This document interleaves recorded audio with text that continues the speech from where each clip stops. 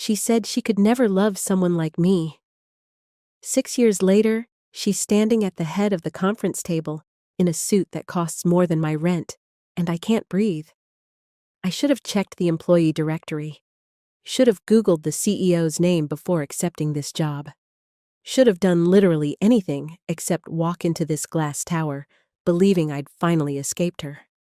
But here I am, and here she is, Kang Minji, billionaire, tech empire queen, the woman who kissed me under the bleachers and then destroyed me 3 months later with words so cruel I can still taste them. Her eyes lock onto mine across the polished table. For half a second, her perfect composure cracks.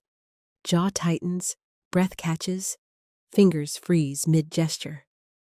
Then the mask slams back into place, cold and flawless.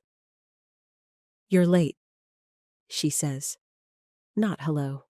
Not "I didn't know you'd be here." Not even a flicker of acknowledgement that we once meant something to each other. Just professional ice. My pulse hammers against my ribs. "Traffic," I manage, voice steadier than I feel. She doesn't blink.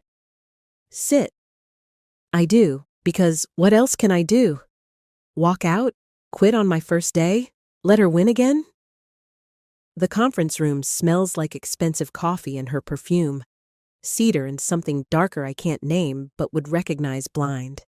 It crawls under my skin, dragging me back to humid summer nights and hands tangled in my hair and promises whispered against my collarbone. I shove the memory down hard.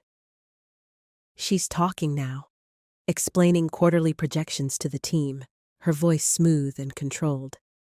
I force myself to focus on the spreadsheet in front of me instead of the way her throat moves when she speaks, instead of how her fingers tap against the table. Once, twice, a nervous habit she used to have when she was lying. She's nervous. Good. The meeting drags on forever. Someone asks a question. Minji answers without hesitation, sharp and brilliant and untouchable. She doesn't look at me again, doesn't even glance in my direction. But I feel her awareness like static electricity, humming, dangerous, ready to burn. When it finally ends, people file out. I gather my things slowly, buying time, trying to decide if I should say something or just leave. Let this first encounter fade into awkward professional distance. Then her voice cuts through the room. "Park Jian, stay!" Everyone else is gone. The door clicks shut. Silence swallows us whole. I turn to face her, hands clenched around my tablet. She's standing by the window now. Then back to me, shoulders rigid beneath tailored silk. "I didn't know you applied here," she says quietly. "Would it have mattered?" "Yes." The honesty surprises me. I wait, but she doesn't elaborate, doesn't turn around. "I can transfer to a different department," I offer, hating how small my voice sounds. "If this is—" "No." "Then what do you want from me?" She finally turns. The sunlight behind her makes it hard to see her expression, but I catch the tension in her jaw. The way her hands are fisted at her sides. "I want you to do your job," she says. "I want you to excel. I want you to treat me like any other superior." "That's it?" "That's it." Liar. Her fingers are tapping again. Once, twice. I should agree. Should nod and leave and build walls high enough that 6 years ago stays buried. Instead, I step closer. "You don't get to pretend we're strangers, Minji." Her breath hitches. Just barely. But I hear it.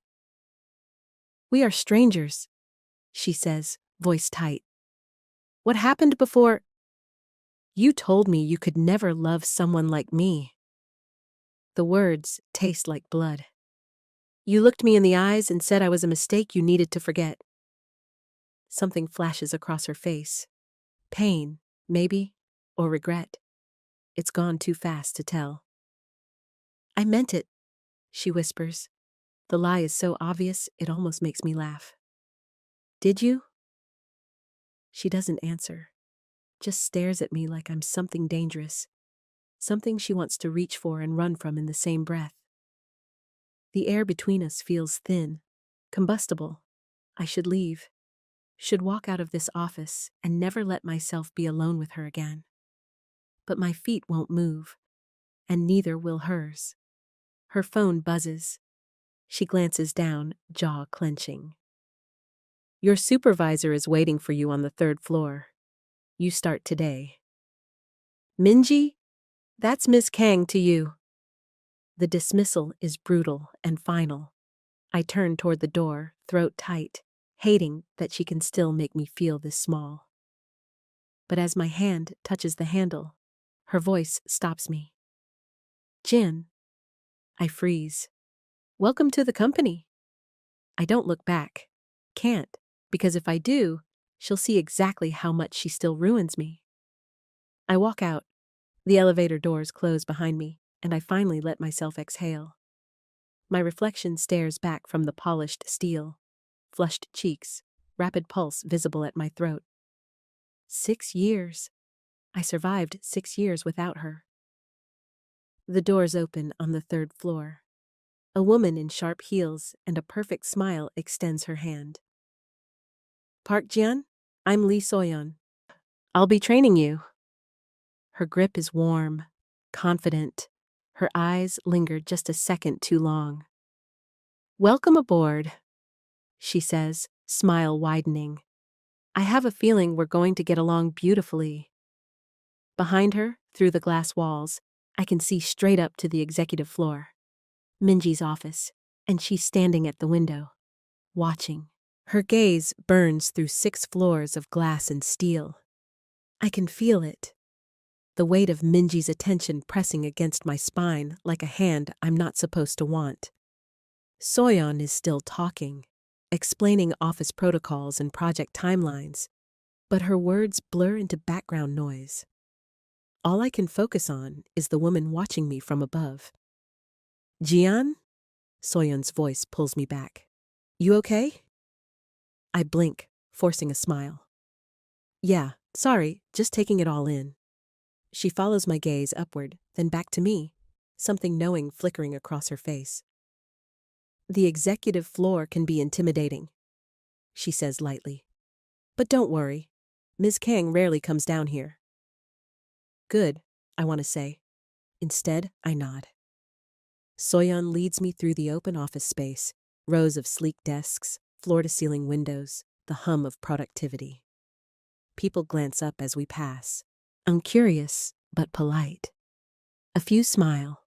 I smile back, trying to look like I belong here. Trying not to think about Minji's hands fisted at her sides. Her voice when she said my name. We reach my desk, clean, minimalist, positioned near the corner with a view of the city skyline. Soyeon leans against the edge, arms crossed, studying me with sharp, assessing eyes. So, she says, what made you apply here? The question sounds casual, but there's intent behind it. I choose my words carefully. The company's reputation, the projects, opportunity. Not the CEO? My stomach drops. What? She laughs, light and easy. Relax. I just meant a lot of people apply because they're starstruck by Kang Minji, the youngest self-made billionaire in the industry, Ice Queen, untouchable. Her smile sharpens. You didn't strike me as the starstruck type. I'm not. Good. She pushes off the desk. Then we'll get along just fine. Her hand brushes my shoulder as she passes, brief, warm, deliberate. I freeze. She pauses, glancing back. Lunch is at noon. I'll show you the good spots. Then she's gone, heels clicking against polished floors. I exhale slowly, sinking into my chair. This is fine. I can do this. It's just a job. Just a building. Just... My phone buzzes. Internal message. From an unknown number. My office, now. No signature, no explanation, but I know exactly who sent it. The elevator ride to the executive floor feels endless. My reflection stares back at me, Too pale, too tense, heartbeat visible at my throat. I press my palm against my chest, willing it to slow. It doesn't. The door's open. Minji's assistant isn't at her desk. The hallway is empty, silent except for the muted hum of air conditioning. I walk toward the corner office, each step deliberate, refusing to let myself hesitate. The door is open. She's standing by the window again, back to me, hands clasped behind her. The city spreads out below her like a kingdom she owns.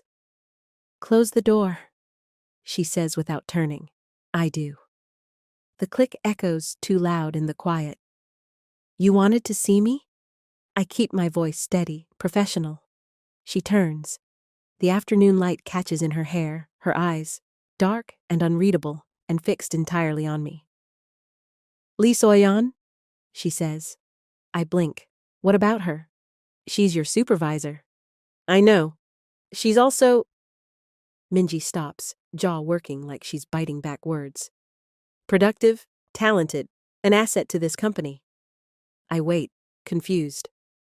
"Stay professional with her," Minji continues, voice tight. "Don't let personal boundaries blur." Understanding hits me like cold water. "Are you serious right now?" "I'm your CEO. It's my responsibility to ensure—" "You're jealous." The word hangs between us, sharp and undeniable. Her composure cracks. Just for a second, a flash of something raw and desperate before the mask slams back. "I'm being practical," she says coldly. "Office relationships complicate things." I laugh, actually laugh. "Office relationships. That's what you're worried about." "Jian, you don't get to do this." I step closer, fury burning through shock. "You don't get to reject me, ignore me for 6 years, treat me like a stranger downstairs, and then summon me up here to warn me away from someone who's actually being kind to me." Her breathing quickens. "I'm not—" "Yes, you are." Another step. "You're terrified that I might actually move on, that someone else might want me the way you were too much of a coward to admit you did." She flinches like I struck her. "You have no idea what you're talking about," she whispers. "Then tell me." I'm close enough now to see her pupils dilate, to smell cedar and rain and 6 years of longing. "Tell me why you really ended things. Tell me why seeing me with Soyeon made you so desperate you broke your own rules and called me up here." Her hand lifts, trembling, hesitant, hovering inches from my face. "I can't," she breathes. "Why not?" Her fingers brush my cheek, barely a touch, enough to stop my heart. "Because if I start telling you the truth—" Her phone explodes with noise, buzzing, ringing, vibrating against the desk. She jerks back like she's been burned, grabs the phone. Her face goes white. "What?" I ask. She doesn't answer, just stares at the screen, throat working. Then she turns it toward me. Company group chat, 137 unread messages. The most recent one is a photo, Minji and me, in the hallway yesterday, her hand on the wall beside my head. Our faces inches apart. Caption: "Looks like the CEO has a new favorite." The photo makes me look like I wanted it, like I leaned into her proximity, like my lips were parted in invitation instead of shock, like I was the one breaking the rules. My hands shake as I scroll through the comments. No wonder she got hired so fast. "How long has this been going on?" Favoritism at its finest. "Someone should report this to HR." Minji snatches the phone back, jaw clenched so tight I can see the muscle jump. "I'll handle this." "Handle it?" My voice comes out strangled. "How exactly do you handle a photo that's already been seen by the entire company?" "I'll find out who posted it. I'll make a statement. You'll what? Tell everyone it's a misunderstanding?" I laugh, bitter and sharp. That you were just professionally cornering your new employee in a private hallway? Her eyes flash. I was trying to. To what, Minji? Warn me? Claim me? Remind me that you still have power over me? That's not what that was. Then what was it? She doesn't answer. Can't. Because we both know the truth. I turn toward the door. Where are you going? She asks, voice tight. Back to work. You know, the job I apparently only got because you want me.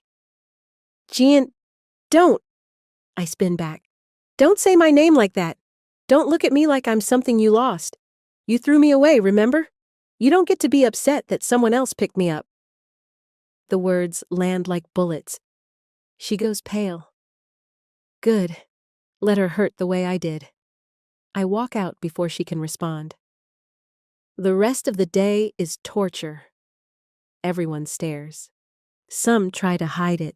Quick glances over monitors, whispered conversations that stop when I pass. Others don't bother pretending. They watch me like I'm a scandal unfolding in real time.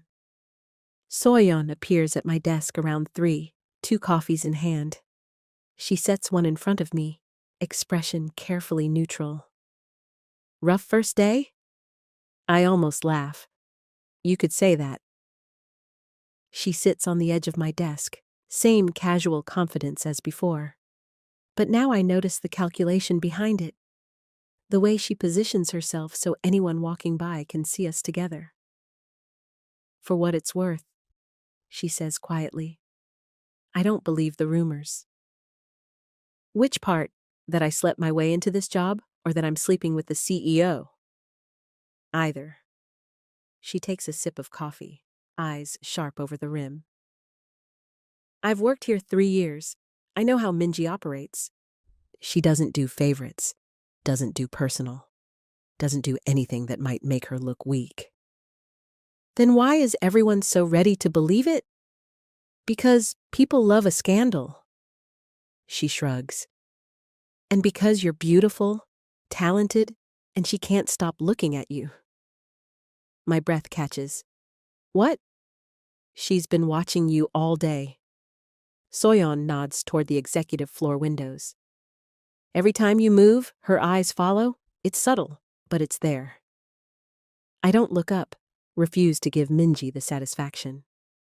Maybe she's just making sure I don't cause more problems. I mutter. Maybe. Soyeon's smile turns knowing. Or maybe there's history between you two that has nothing to do with this company. My stomach drops. I don't know what you're talking about. Sure you don't. She stands, smoothing her skirt.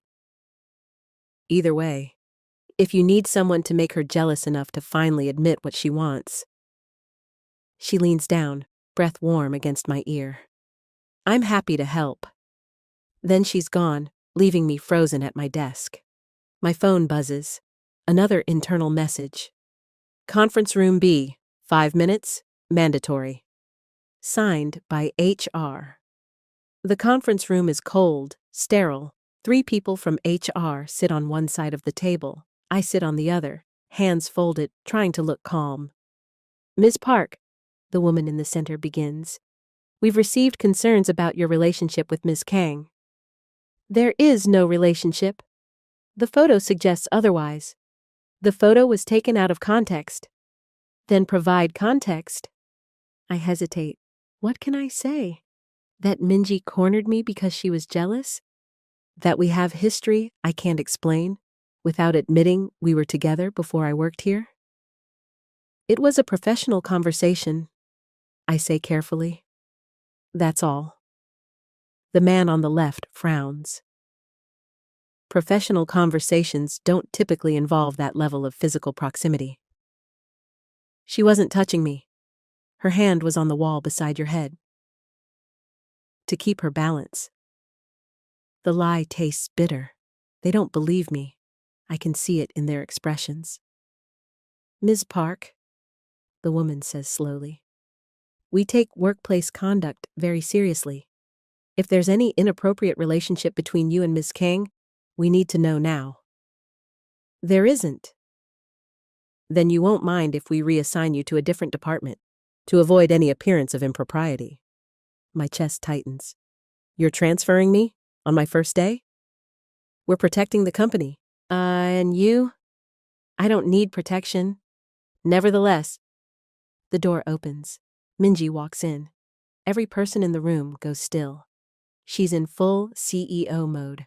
Controlled, commanding, untouchable. Her eyes sweep the room, landing on me for half a second before moving to HR. This meeting is over, she says. The woman blinks. Ms. Kang, we're conducting an investigation into a photo of me speaking with an employee in a hallway. Minji's voice is ice.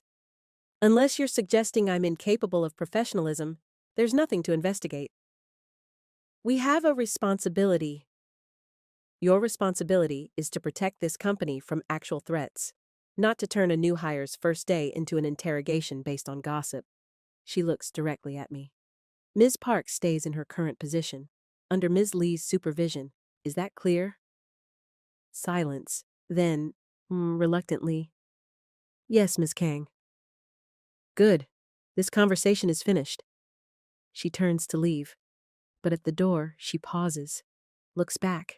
Our eyes meet, and for one breathless second, I see everything she's hiding. Desperation, regret, something that looks dangerously close to. She walks out. The HR team exchanges glances. You're dismissed, Ms. Park. I stand on shaking legs and leave. In the hallway, my phone buzzes again. Unknown number. She'll ruin you, just like she ruins everything she touches. Walk away while you still can. I stare at the message. Then I hear footsteps behind me. I turn. It's not Minji. It's a woman I've never seen before. Elegant, cold, studying me like I'm something that needs to be eliminated. You must be Jian, she says softly. My throat goes dry. Who are you? She smiles. I'm Yuna. Minji's fiancé. Fiancé. The word hits me like a fist to the chest. Yuna extends her hand, manicured, elegant, dripping with a diamond so massive it could fund my student loans. Her smile doesn't reach her eyes. It's lovely to finally meet you, she says. Minji's told me so much. I don't take her hand. Can't. My entire body has gone numb. She never mentioned you, I hear myself say. No? Yuna's smile sharpens. How strange. We've been engaged for 6 years. 6 years. The timeline slams into me. 6 years ago, Minji kissed me under the bleachers, whispered promises against my skin, then destroyed me 3 months later. The same year, she got engaged. I see you're processing, Yuna continues smoothly, dropping her hand. Don't worry. It's not public knowledge yet. We're waiting for the right moment to announce. She tilts her head, though given recent developments, perhaps sooner than planned. Recent developments.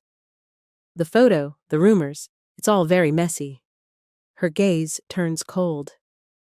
Minji has a tendency to get distracted by shiny new things, but she always comes back to what matters. My nails dig into my palms. I'm not a distraction. Aren't you? She steps closer. You waltz in here, stir up feelings she thought she'd buried, cause a scandal on your first day. That sounds exactly like a distraction. If I'm such a problem, why are you talking to me instead of her? Because Minji won't do what needs to be done. She's too sentimental. Yuna's voice drops. So I'm asking you directly. Leave. Transfer to another company. I'll write you a recommendation. Double your salary. Whatever you need. You're trying to buy me off. I'm trying to protect everyone involved, including you. She glances toward the executive floor. Minji's family doesn't accept failure or scandal. If you stay, you'll destroy her career, her reputation, everything she's built. Is that really what you want? Before I can answer, the elevator dings. Minji steps out. Her eyes land on us, me and Yuna, standing too close, tension crackling in the air. Her face goes carefully blank. "Yuna?" she says quietly. "What are you doing here?" "Visiting my fiancé. Is that a crime?" Yuna turns, smile bright and poisonous. "I was just getting to know Jian. She's delightful." Minji's jaw tightens. "We need to talk, privately." "Of course." Yuna brushes past me, pausing to whisper, "Think about what I said." Then they're walking toward Minji's office together, and I'm standing alone in the hallway, heart pounding, mind racing. Engaged. 6 years. Everything I thought I knew shatters. I don't go back to my desk. Can't face the stares, the whispers, Soyeon's knowing looks. Instead, I take the stairs down to the parking garage, concrete and shadows, and blessed silence. I lean against the cold wall, sliding down until I'm sitting on the floor, head in my hands. 6 years ago, she kissed me like I was oxygen. Then she told me I was a mistake, and the entire time, she was engaged to someone else. Footsteps echo across the garage. I look up. Minji stands 5 feet away, still in that perfect suit, but her composure is cracking. Hair slightly mussed. Lipstick smudged at the corner. "How did you find me?" I ask. "I always know where you are." The honesty in her voice makes my chest ache. She moves closer, hesitant. "Yuna shouldn't have approached you." "But she did, and she told me everything." "She told you her version. So tell me yours." I stand, anger flooding back. "Tell me why you were engaged while you were kissing me. Tell me why you said you could never love someone like me when you were already promised to someone else." "It's not that simple." "It is exactly that simple." My voice cracks. "You lied to me. You used me. And then you broke me so you could go back to your perfect arranged life." "I didn't want that life." The words explode out of her. "I never wanted Yuna. Never wanted any of it." "Then why?" "Because I was 18 and terrified, and my father told me if I didn't agree to the engagement, he'd disown me, cut off my tuition, destroy any chance I had at building something of my own." Her hands shake. "So I said yes, and then I met you." The confession hangs between us. "You met me," I repeat slowly, "and you kissed me anyway, even though you knew. I thought I could have both." Her voice breaks. "I thought I could keep you separate, keep you safe, love you in secret until I was strong enough to break free." "But you weren't strong enough." "No." Tears glisten in her eyes. "So I said the cruelest thing I could think of. Made you hate me. Because I knew if I told you the truth, you'd wait for me. And I couldn't let you waste your life waiting for someone who might never be brave enough to choose you." The truth rewrites everything. All the anger, the hurt, the rage, it doesn't disappear, but it shifts, becomes something more complicated. "You should have told me," I whisper. "I know." "You should have trusted me." "I know." "You should have." She kisses me. No warning, no permission, just her mouth on mine, desperate and hungry, and 6 years too late. And I should push her away. Should remind her she's engaged. Should protect myself. But my hands are already in her hair. Her back hits the concrete wall. My body presses against hers. The kiss turns frantic, teeth and tongue, and all the words we never said. She tastes like regret and longing and everything I've tried to forget. When we finally break apart, oh, we're both breathing hard. "This doesn't fix anything," I manage. "I know." "You're still engaged." "I know." "Yuna will destroy us both." "I know." Her forehead rests against mine. "But I'm done lying. Done pretending I don't want you. What are you saying? I'm saying I'll break the engagement, face my family, risk everything. Her voice drops to a whisper. If you still want me. My heart hammers. Minji! A camera flash explodes in the darkness. We jerk apart. Someone's running, footsteps echoing, door slamming. Minji's phone buzzes, then mine, then hers again. We both look down. The photo is already spreading. Us, against the wall, kissing. And this time, there's no denying what it is. The subject line makes my blood run cold. CEO caught in affair with employee. Board meeting called. Vote of no confidence pending. Minji stares at the screen, face draining of color. They're going to force me out. She breathes. Before I can respond, her phone rings. She answers, voice shaking. Yes? I watch her face crumble as she listens. Understood, she finally says. I'll be there. She hangs up, looks at me with devastation in her eyes. Emergency board meeting, tomorrow morning. They're voting whether to remove me as CEO. Minji? And they want you there, as a witness. They want me to testify against her. The realization settles in my chest like ice as I sit in the building's empty lobby at midnight, waiting. Minji insisted I go home hours ago, but I couldn't leave. Not while she's upstairs preparing to lose everything. Because of me. My phone buzzes. Another message from Soyeon. Are you okay? I heard about the board meeting. Call me if you need anything. I don't respond. Can't explain that the woman offering comfort might be the same one who's been feeding information to whoever's destroying us. The elevator dings. Yuna steps out, still perfectly composed despite the hour. She spots me, and her expression shifts. Something almost like pity crossing her face. You're still here, she says. So are you. She sits beside me, uninvited. For a long moment, neither of us speaks. She won't choose you, Yuna finally says, softer this time. Not when it costs her everything. You don't know that. I know Minji.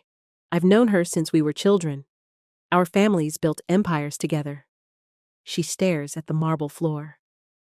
She's never chosen her heart over her duty, not once. Maybe she never had a reason to. Yuna's laugh is bitter. You think you're the first? She fell in love with a girl when she was 17, before you, before me. She looks at me. Her father found out, threatened to destroy the girl's family, ruin her future. So Minji agreed to the engagement to protect her. My stomach drops. What happened to the girl? She moved away. Last I heard, she's married. Happy. Yuna's voice hardens. Minji sacrificed what she wanted to keep her safe. Just like she'll sacrifice you. She kissed me tonight, told me she'd break the engagement. Did she? Yuna pulls out her phone, shows me a text thread. From Minji, sent 20 minutes ago. I'll handle this. The engagement stands. We'll announce next week as planned. The words blur. I read them again. Again. She's protecting you, Yuna says quietly. By letting you go. It's what she does. I stand, legs unsteady. Why are you telling me this? Because I'm tired of being someone's duty. She stands too. And because you deserve to know what you're fighting for. A woman who will always choose the safe path. Who will break both your hearts to avoid the hard one. She walks toward the exit, then pauses. The board meeting is at 9. If you testify that nothing inappropriate happened, they might let her keep her position. Her eyes meet mine. But if you tell the truth, that she's been in love with you for years, that this isn't new, that she lied to everyone including her fiancé, they'll destroy her. Why would I do that? Because maybe she needs to lose everything before she finally becomes brave enough to choose what she actually wants.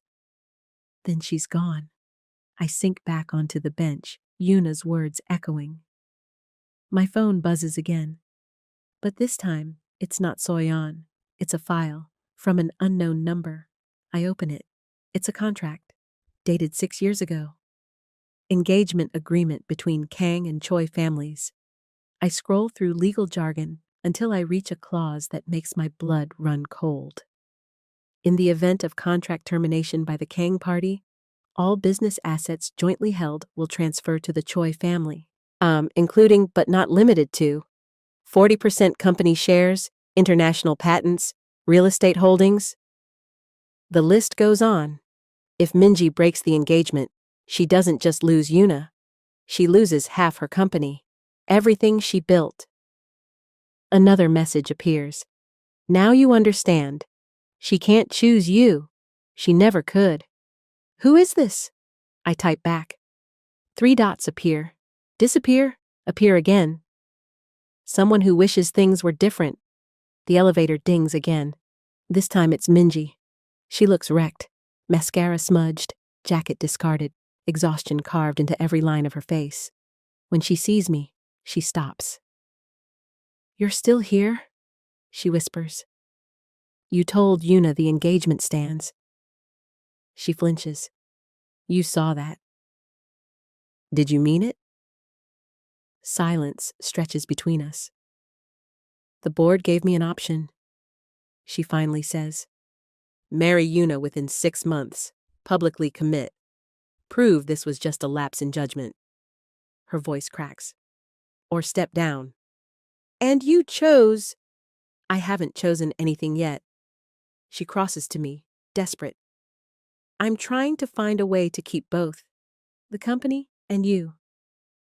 "There is no both, Minji. There never was." I show her the contract. "If you break the engagement, you lose everything. 40% of your shares, your patents, half of what you built." She reads it, face draining of color. "How did you—" "Does it matter?" Tears burn my eyes. "You can't choose me. The cost is too high." "So what are you saying?" "I'm saying maybe Yuna's right. Maybe you need to let me go." "No." She grabs my hands. "No, I'll find another way. I'll buy out the shares. Renegotiate. I'll—" "Stop." My voice breaks. "Just stop lying to both of us." "I'm not lying." "You are." I pull away. "You keep saying you'll choose me, but when it comes down to it, you protect your empire. You always have. That's not fair, isn't it?" I stand. 6 years ago, you had a choice. You chose your family's approval. Tonight, you have the same choice, and you'll make the same decision. Jian, please. I need to know something. I force myself to meet her eyes. That girl, before me, the one your father threatened. Did you love her? She goes still. How do you know about— Did you love her the way you say you love me? Silence, then barely audible. Yes. And you let her go to protect her? Yes. So what makes me different? Her face crumbles. Because this time, I know what I'm losing. This time I know I'll never recover. But you'll still do it. She doesn't answer. Doesn't need to. I turn toward the exit. Where are you going? She calls. Home, to prepare my testimony. What are you going to say? I pause at the door. I don't know yet. Jian. Good night, Minji. I walk out into the rain. My phone buzzes one last time. Another unknown message. But this one includes a photo. Minji, 17 years old, kissing another girl under cherry blossoms, and standing in the background, watching with cold calculation, Minji's father. The message below reads, he's been controlling her whole life. Tomorrow, you can set her free. Or condemn her to repeat the same pattern forever. Choose wisely. I stare at the photo. At young Minji's face, so full of hope, unaware her father was already planning her future. Thunder cracks overhead. My hands shake as I type back. Who are you? The response comes immediately. The girl she let go. The one who wishes she'd been brave enough to fight. I'm giving you the chance I never took. Don't waste it. She shows up at my apartment at 3 a.m. I open the door to find Minji soaked from rain, still in yesterday's clothes, looking more human than I've ever seen her. No CEO mask, no composure, just raw, desperate vulnerability. I can't do this without you, she says. I should close the door. Should protect myself the way she's never protected me. Instead, I step aside. She walks in, dripping water onto my cheap linoleum floor. I grab a towel, hand it to her. She doesn't use it, just stares at me like I might disappear. The board meeting is in 6 hours, I say quietly. I know. Yuna told me about the contract, about what you'll lose. I know. So why are you here? She drops the towel, closes the distance between us. Her hands frame my face, cold, trembling, reverent. Because I spent 6 years regretting the last time I chose fear over you, she whispers. And I won't do it again. Minji? Let me finish. Her thumb brushes my cheekbone. That girl, the one before you, her name was Hana. I loved her the way 17-year-olds love. Desperately, completely, stupidly. When my father found out, he didn't just threaten her. He had her family's business destroyed within a week, bankrupted them, forced them to move across the country. My breath catches. I watched her lose everything because of me. Minji continues, voice breaking. So when I met you, when I fell even harder, I thought I was protecting you by pushing you away, by making you hate me enough to leave. You weren't protecting me. You were protecting yourself. I know. Tears spill over. I know, and I'm sorry. I'm so sorry, Jian. For all of it. I should stay angry. Should remind her that apologies don't erase 6 years of pain, but her hands are shaking against my face, and she's looking at me like I'm the only solid thing in her collapsing world. What are you going to do tomorrow? I ask. Tell the truth. She leans her forehead against mine. All of it. That I've been in love with you since you were 18. That the engagement was a business arrangement I never wanted. That I'd rather lose the company than lose you again. They'll destroy you. Maybe. Your father can go to hell. The fierce determination in her voice makes my heart stutter. I'm done letting him control my life. Done sacrificing the people I love to maintain an empire I never asked for. You'll lose everything you built. Then I'll build something new. Her lips brush mine, barely a touch. With you, if you'll have me. The kiss that follows is nothing like the frantic collision in the parking garage. This is slow, tender, achingly gentle, like she's trying to memorize the shape of my mouth, the taste of my breath, the way I soften against her. We migrate to the couch, tangled together, her head on my chest, my fingers in her hair. Rain drums against the windows. For the first time in 6 years, the silence between us doesn't hurt. I'm terrified, she admits quietly. Of the board meeting? Of this. Of finally having what I want and still finding a way to ruin it. I tilt her chin up. You won't. How do you know? Because this time, you're not running. I kiss her forehead. And neither am I. She pulls me closer, burying her face in my neck. I feel her tears against my skin. What will you say tomorrow? She whispers. When they ask you to testify? I've been wrestling with that question all night. The mystery contact was right. I could free her by forcing the truth.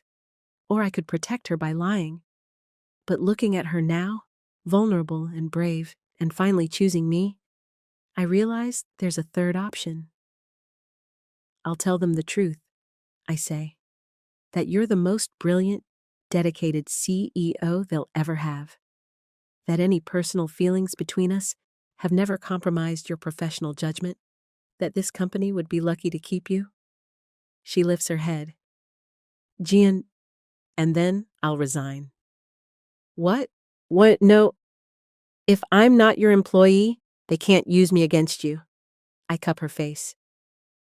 You keep your company. I find another job. We figure out the rest together. That's not fair to you. Fair?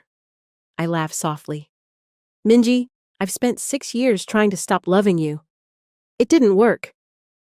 So if I have to sacrifice one job to finally be with you without the world imploding, I'll do it. I can't ask you to. You're not asking. I'm choosing. She kisses me again, harder this time, desperate and grateful and terrified. We stay like that until dawn breaks, wrapped around each other, pretending the world outside doesn't exist. At 7, her phone alarm goes off.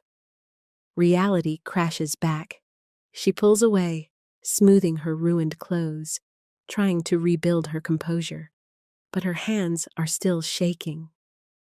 I should go home, change, prepare. Minji, she turns. Whatever happens today, I say. We face it together. She nods, eyes glistening. Then she leaves. I sit in the quiet apartment, watching the sun rise over the city. At 8, my phone buzzes. A news alert. Breaking: Kang Enterprises emergency press conference scheduled for 8:30 a.m. CEO to make major announcement before board meeting. My stomach drops. She wasn't supposed to go public. We were supposed to handle this privately. I call her. Straight to voicemail. Text her. No response. Another alert. Live now. CEO Kang Minji addresses engagement rumors. I click the link with shaking hands. The video loads. Minji stands at a podium, cameras flashing, reporters shouting. Yuna is beside her. They're holding hands. And Minji is smiling. She's lying. I know it the moment I see her face on screen. The forced smile, the rigid posture, the way her eyes don't match her words. But the cameras don't catch what I do. They see a CEO in control. A woman making a choice. Thank you all for coming, Minji says, voice steady. I'm here to address the recent rumors and clarify my position. My hands shake around my phone.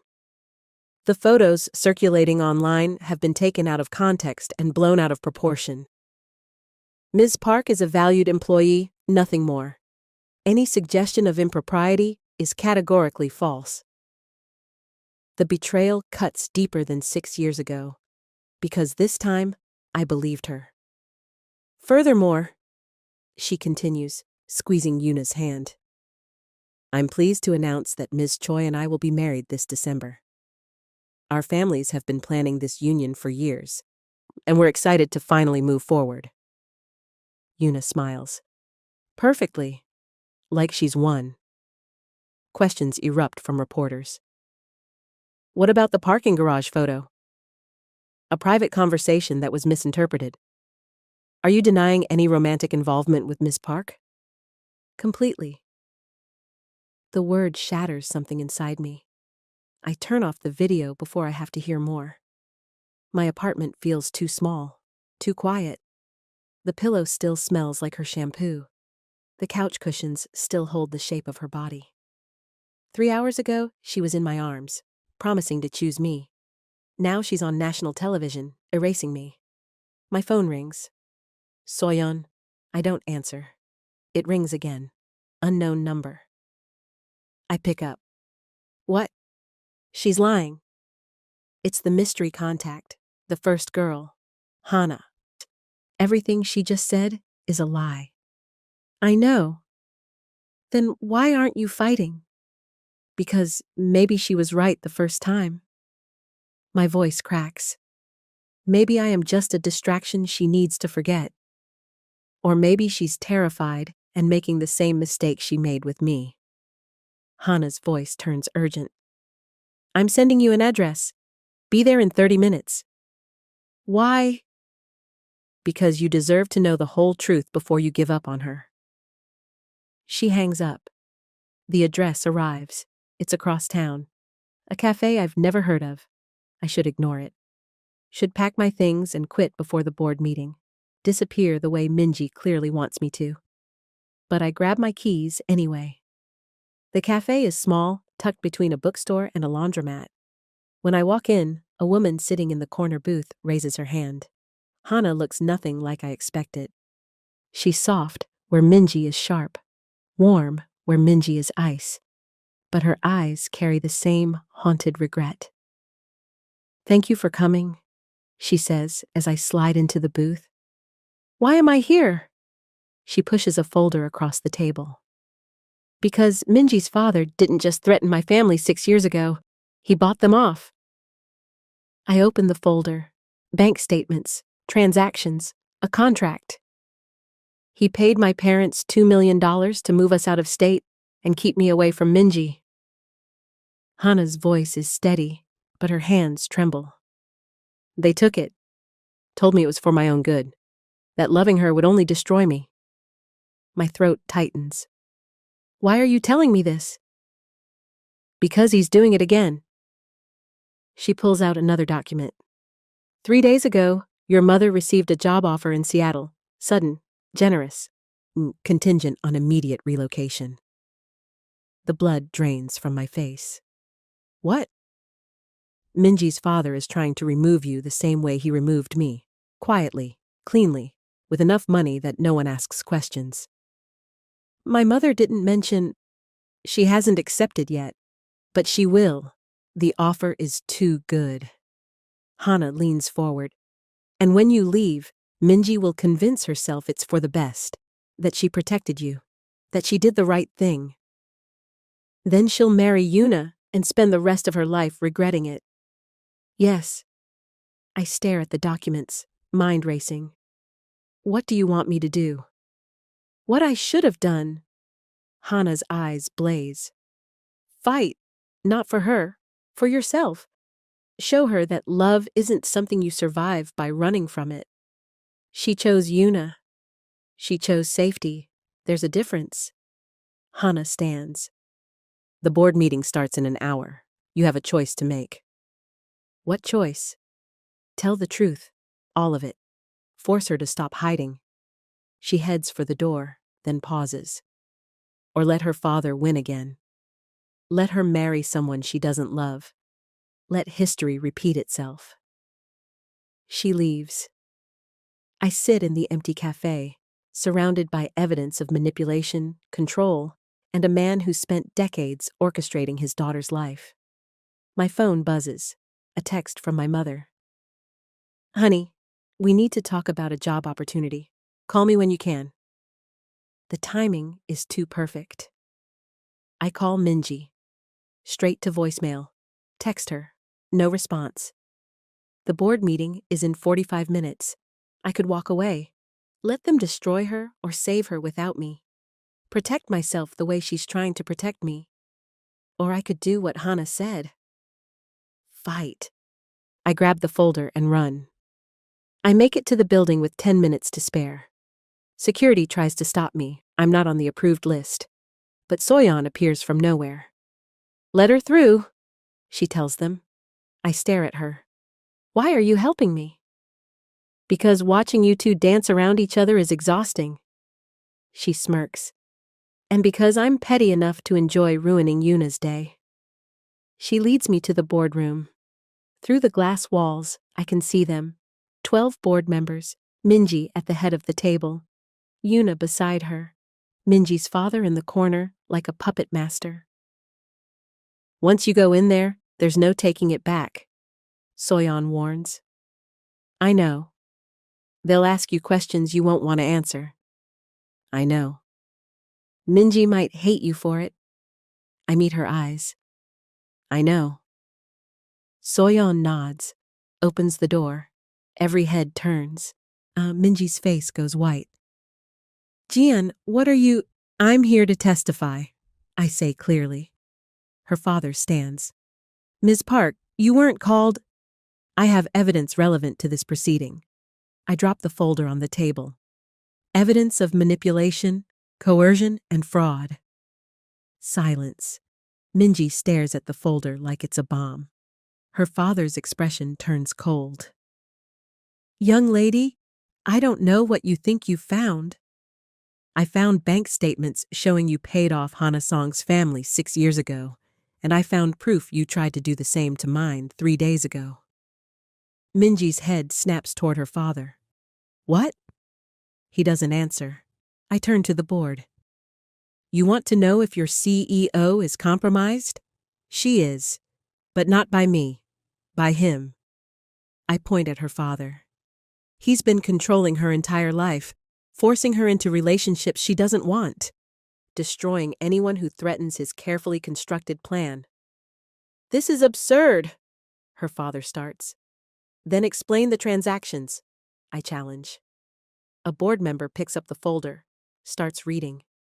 His face changes. Minji stands, voice shaking. Father, tell me she's lying. He looks at her with zero remorse. Everything I've done has been to protect you, to secure your future. By paying people to leave me? By removing distractions that would have destroyed your potential. The admission hangs in the air. Minji's composure finally, completely shatters. Get out! Minji, get out of this building, out of my company, out of my life. Tears stream down her face. You're done controlling me. If I leave, the Choi family pulls their investment. You'll lose everything? Then I'll lose everything. Her father's expression turns vicious. You'll regret this. The only thing I regret is not doing it sooner. He walks out. The boardroom erupts in whispers. Yuna stands slowly. Well, I suppose that changes things. She looks at Minji with something almost like respect. For what it's worth, I hope you find what you're looking for. Then she leaves too. The board chair clears his throat. Miss Kang, in light of these revelations, we'll need to reconvene. No. Minji's voice is raw but firm. We address this now. She turns to me. Our eyes meet across the table, and I see everything. Fear, gratitude, love, terror. You asked what happened between Ms. Park and me, she says to the board.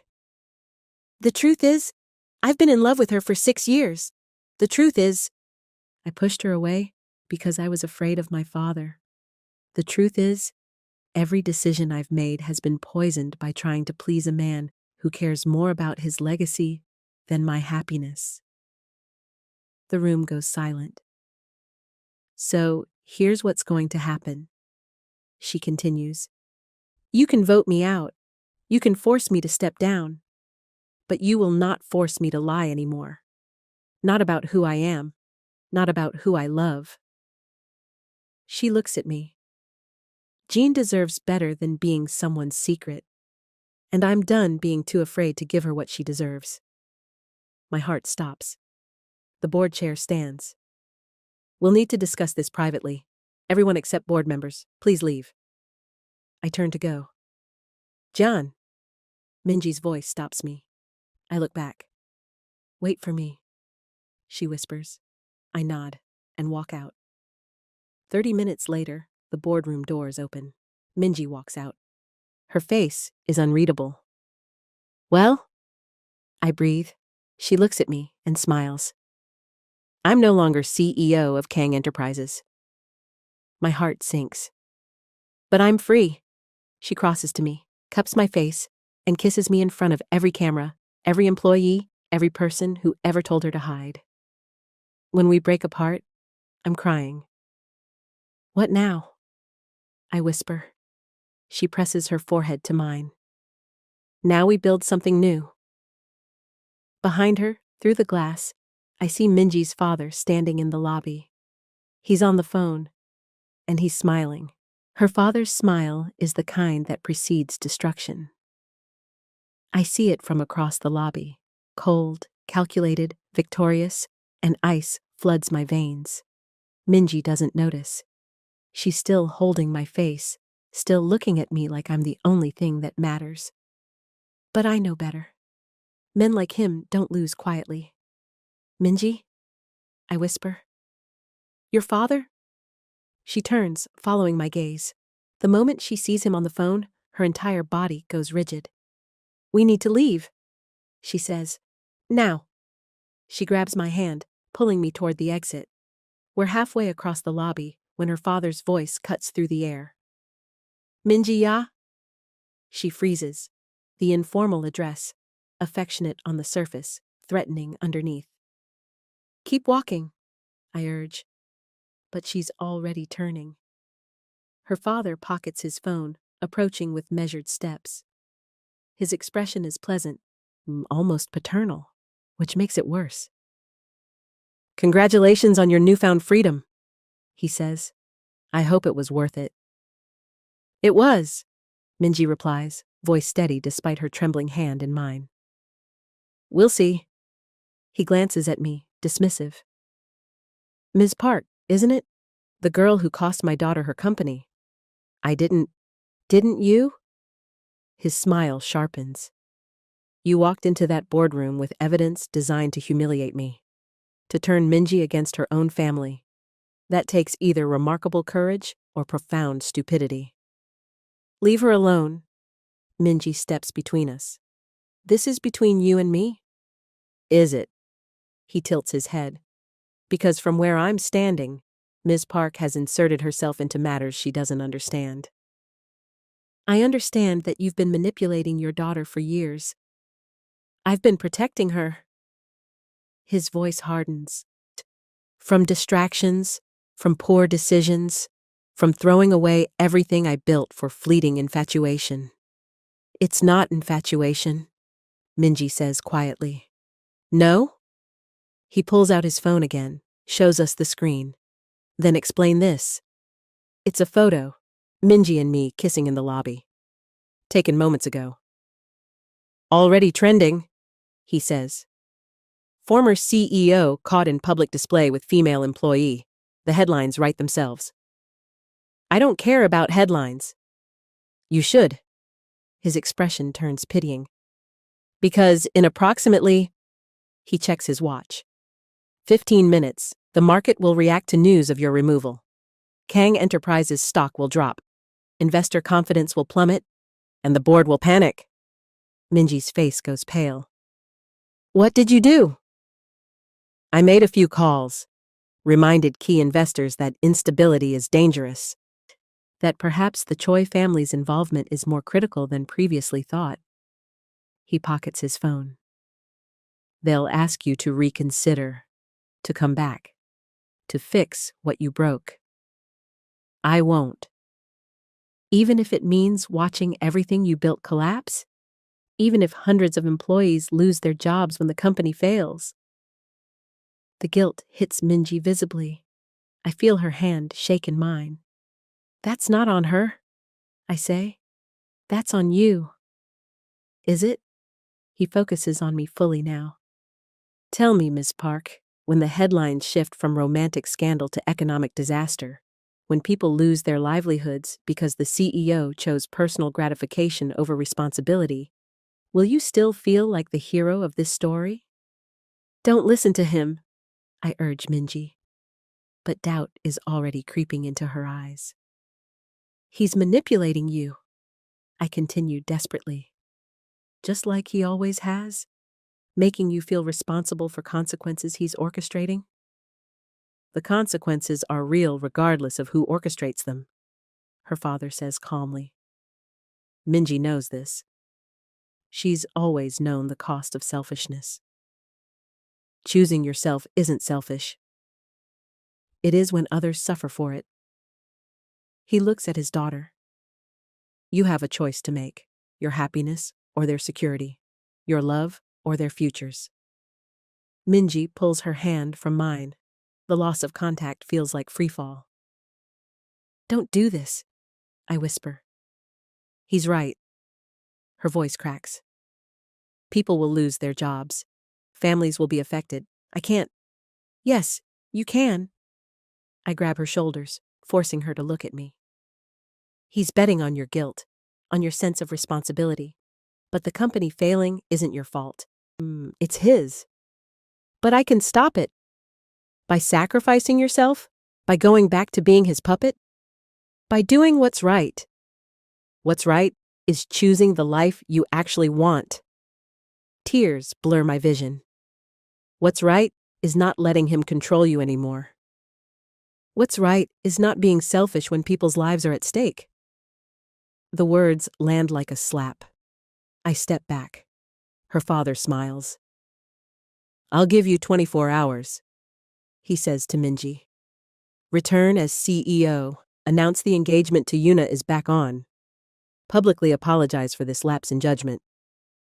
Do that, and I'll stabilize the stock, protect the employees, preserve what you built. And if I don't, then I let it burn. He straightens his tie. Your choice, daughter. Your happiness or theirs. He walks away. Minji stands frozen, staring at nothing. Minji? I try. I need to think. There's nothing to think about. He's manipulating. I know! She whirls on me, eyes blazing. I know he's manipulating me.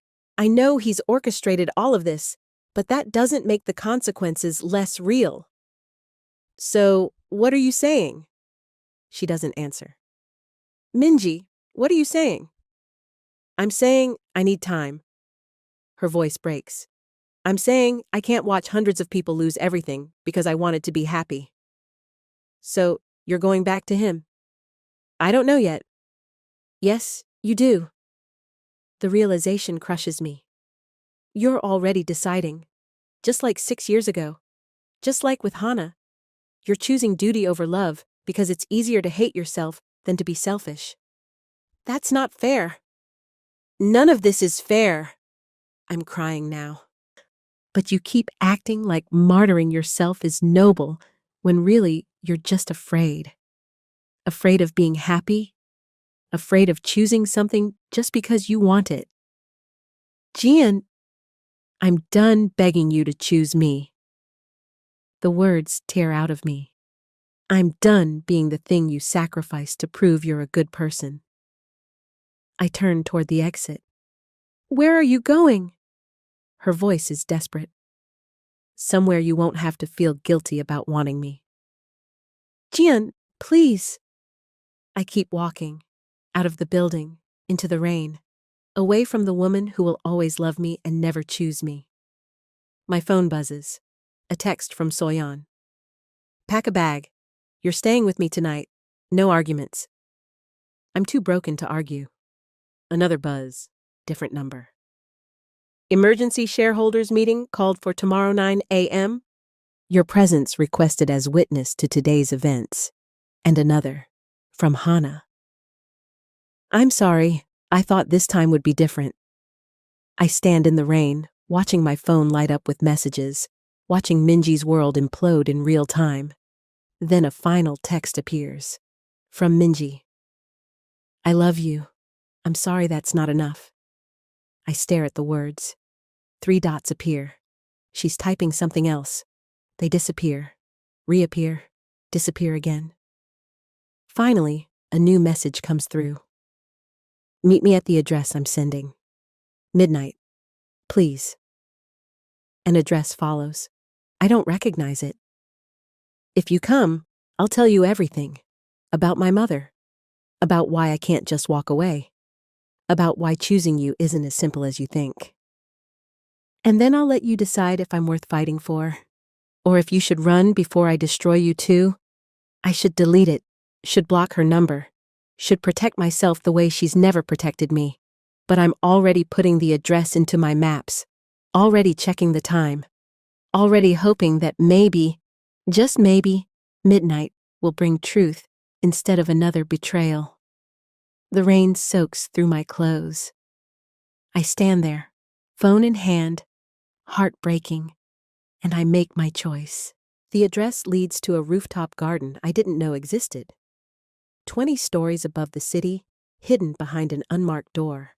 Glass walls enclosing cherry blossom trees that shouldn't survive this high. Rain drums against the ceiling, creating patterns of shadow and light. Minji stands at the center, back to me, surrounded by flowers that bloom out of season. "You came," she says without turning. "You asked me to. I thought you might not." She finally faces me. Her makeup is gone, eyes red from crying, still wearing the suit from this morning that feels like a lifetime ago. "Thank you." I don't move closer. Can't, not until I know why I'm here. "You said you'd tell me everything," I say. "I did." She takes a shaky breath. "This garden belonged to my mother." The past tense registers. "She built it when I was 8. And said every woman needs a place where she can breathe freely." Minji touches a blossom gently. "She was like you, brave, honest, unwilling to compromise herself for anyone." "What happened to her?" "My father happened." Her voice hardens. "She wanted to leave him, take me and start over, but he threatened to take me away, to make sure she never saw me again.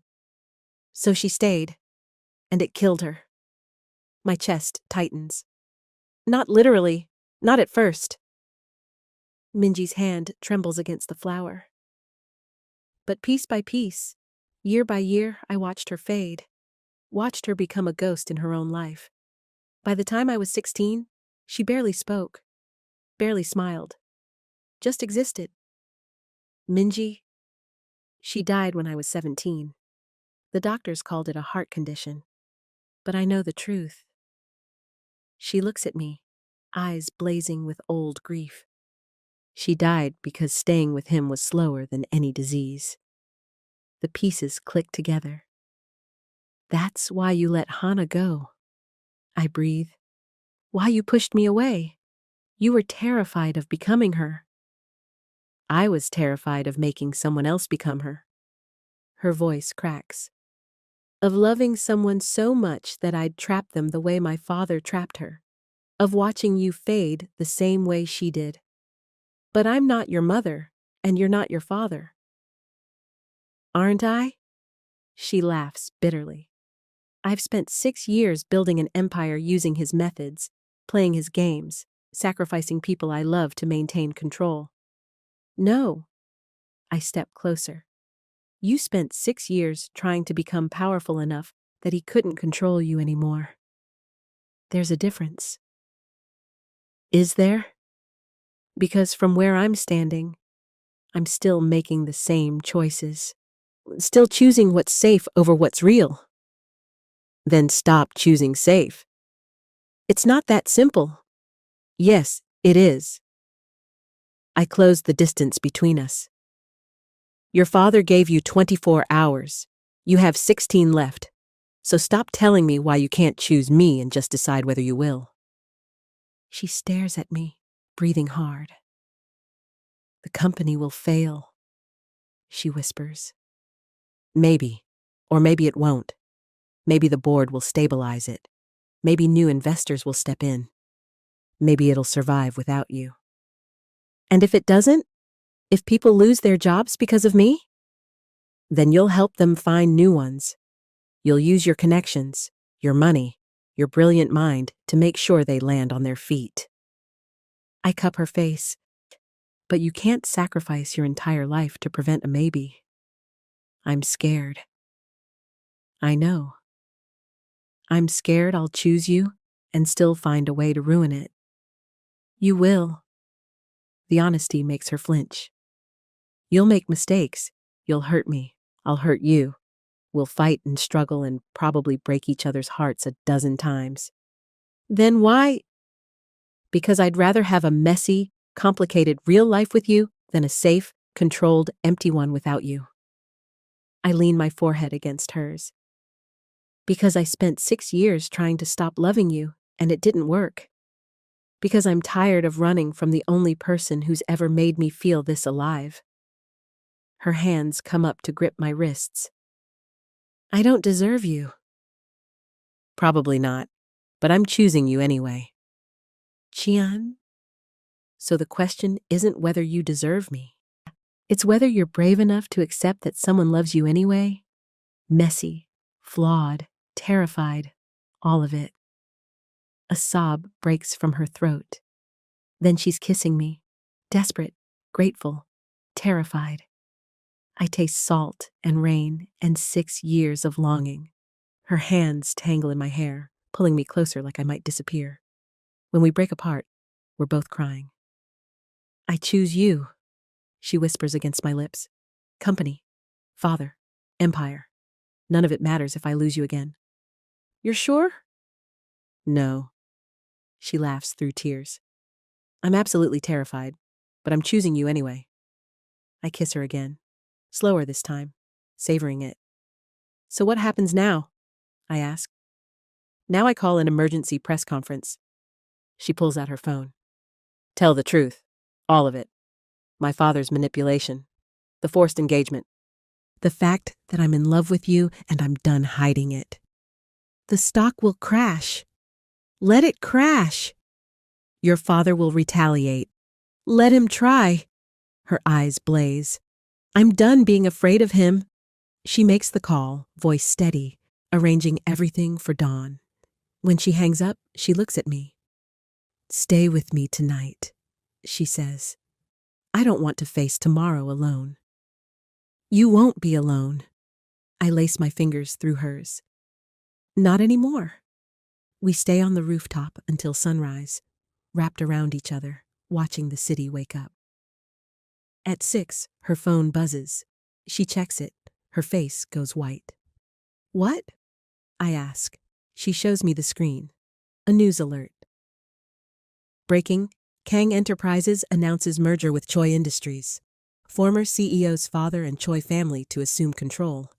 Joint statement released condemning recent unprofessional behavior. Below it, a photo. Yuna and Minji's father, shaking hands. The press conference is scheduled for 7, 1 hour before Minji's. He took the company, she breathes. While we were here, he took everything. Her phone rings, her father. She answers, putting it on speaker. Good morning, daughter. His voice is pleasant, victorious. I assume you've seen the news. You can't do this. I already did. The board voted last night. Emergency session. You weren't invited. That's illegal. It's business. Something you clearly never understood. He pauses. You have one chance to salvage this. Come to my press conference. Stand beside Yuna. Announce the engagement. Publicly apologize. And I'll let you keep a minor executive position. And if I don't, then you walk away with nothing. No company, no legacy, no future in this industry. His voice hardens. I'll make sure every door closes, every investor blacklists you, every opportunity vanishes. Minji's hand shakes in mine. You have 30 minutes to decide, he says. Choose wisely. He hangs up. Silence fills the garden. Minji stares at the phone, at me, at the cherry blossoms her mother planted. Then she stands, smooths her suit, and smiles. Let's go, she says. Where? To his press conference. Her eyes blaze. If he wants a show, let's give him one he'll never forget. She grabs my hand, and we run. We arrive at the hotel conference room with 2 minutes to spare. Cameras are already set up, reporters filling seats. Her father at the podium with Yuna beside him, both looking smug. When we walk in, every head turns. Her father's expression shifts from triumph to fury in seconds. What are you doing here? He hisses. What I should have done years ago. Minji walks to the podium. Telling my own story. Minji! She takes the microphone, looks directly into the cameras. My name is Kang Minji, and everything my father is about to tell you is a lie. The room erupts. I stand in the back, heart pounding. watching the woman I love finally choose herself. Finally choose us. Her father lunges for the microphone. Security steps between them. Minji keeps talking. For the past 6 years, I've lived under my father's control. Built a company according to his rules.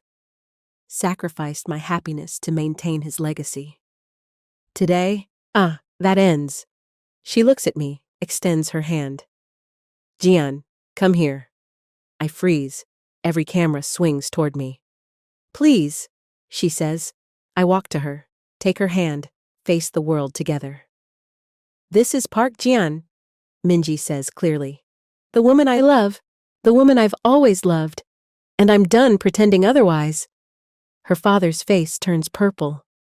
Yuna just smiles, walks off the stage. Minji turns to her father. You can have the company, the empire, all of it. Her voice doesn't shake. But you don't get to have me anymore. Then she kisses me, in front of every camera, every reporter, every person who said we couldn't. The flash of cameras is blinding. When we break apart, the room is chaos. But we're smiling, finally free. 6 months later. The startup office is small, chaotic, but nothing like the glass tower we left behind. But it's ours. Minji codes at her desk, hair in a messy bun, wearing jeans instead of Armani. I bring her coffee. She looks up, smiling. Hey, yourself. She pulls me into her lap, kissing me slowly. Her phone buzzes. News alert. Kang Enterprises stock drops 40% amid leadership scandal. Merger with Choi Industries under investigation for fraud. Another alert. Former CEO Kang Minji's startup secures $50 million in Series A funding. Investors cite visionary leadership. She shows me, grinning. Looks like we're going to be okay, I say. Better than okay. She kisses my neck. We're going to be extraordinary. The office door opens.